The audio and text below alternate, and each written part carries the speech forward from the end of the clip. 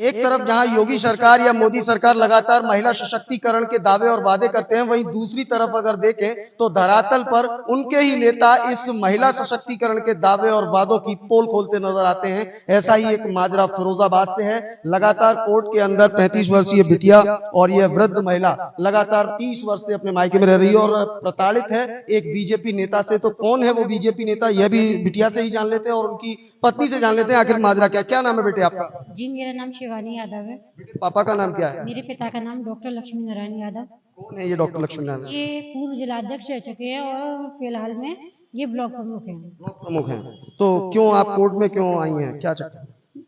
मैं कोर्ट में मैं ये चाहती हूँ कि मुझे न्याय मिले। हम कोर्ट कचहरी से कुछ कर नहीं पा रहे हैं और मेरा केस भी चल रहा है, लेकिन आपके पापा ब्लॉक प्रमुख हैं और आप न्याय के लिए भटक रही हैं। आखिरकार न्याय क्यों चाहिए और कौन प्रताड़ित कर रहा है आपको? जी, मेरे पिताजी, मेरे चाचा जी और मेरी चाची वगैरह सब लोगों ने मुझे मिलकर घर से निकाल दिया है। पिताजी प्रताड़ित करते हैं? जी, मुझे घर से बाहर निकाल दिया। उन्होंने ये कहते हैं कि मतलब हमारा कोई वो नहीं है, मैंने पढ़ा दिया लिखा दिया बहुत है, और मैं ये मेरे से बोल दिया कि अपनी माँ के पास चली जाओ।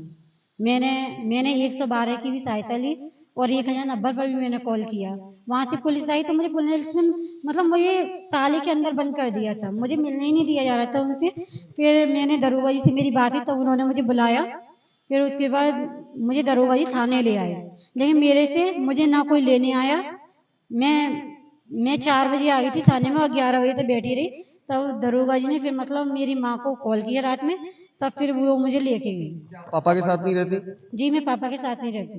मैं किसके साथ जी, रहती? मैं अपनी मम्मी के साथ रहती हूँ। मम्मी क्या पापा के साथ नहीं रहती? नहीं, मेरी मम्मी बहुत सालों से अपने मायके में रह रही हैं। मायके में क्यों रह रही से है? मेरा जन्म हुआ है तब से मायके में रह रही हैं, क्योंकि मेरे पिताजी, मेरे चाचा जी वगैरह सब लोग मारपीट करते थे इनके साथ में, और इन्हें घर से निकाल दिया। हम इतने बड़े हो गए, हमें कभी अपनी माँ से नहीं मिलने दिया गया।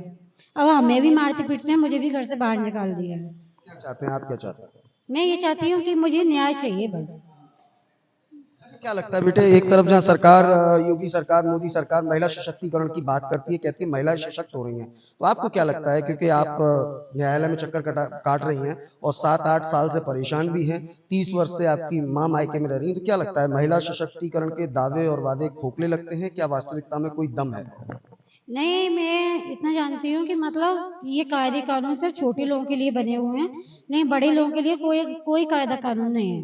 मैं अपने मतलब मेरे पिताजी ने मुझे 7-8 साल पहले निकाल दिया, फिर भी मैं अभी तक मैंने कोर्ट कचहरी बहुत चक्कर लगा रहे हैं, अब परेशान हो चुके हैं। हम गरीब लोग हैं, हमारे पास मतलब हम सिर्फ खाना वगैरह खा पाते हैं, इतना पैसा है बस। एक भैंस रख के मेरी माँ गुजर करती है, कैसे ये मेरी शादी वादी करें? इनके पास कोई वो नहीं है। इनका मतलब 5,000 रुपए बंधे हुए हैं कोर्ट के जरिए। 5,000 रुपए से ये क्या क्या कर लेंगे? चलिए आपकी माँ से भी बात कर लेते हैं। क्या नाम है आपका? राम श्री नाम। रोइए मत, कितने कितने वर्षों से मायके में रह रही हैं, रोइए मत। 35 साल है मेरा। 35 सालें हो गई। 35 साल थी। क्या लगता है, सरकार तो कह रही है महिलाएं सशक्त हो रही हैं और आप 35 साल से परेशान हैं, क्यों परेशान है, क्या कार्रवाई नहीं होती कोई?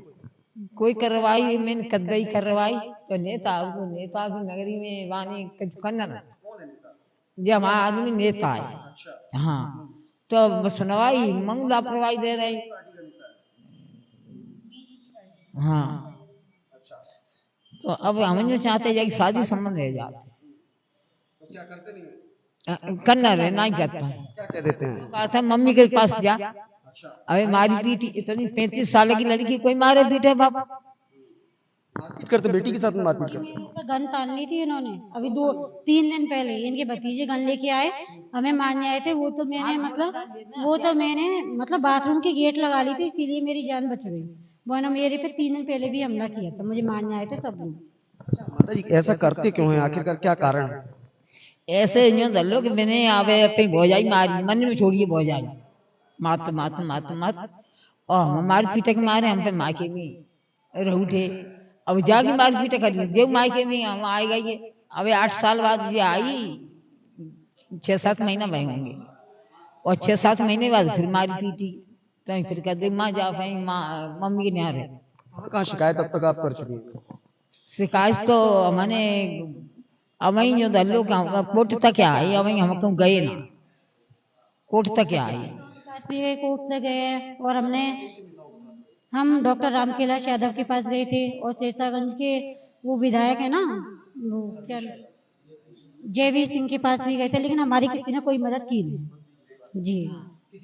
नहीं, किसी ने कोई मदद नहीं की। धन्यवाद हमसे बात करने के लिए। ये वो पीड़ित परिवार है जो लगातार विगत कई वर्षों से परेशान है और लगातार सरकार महिला सशक्तिकरण के दावे और वादे करती है।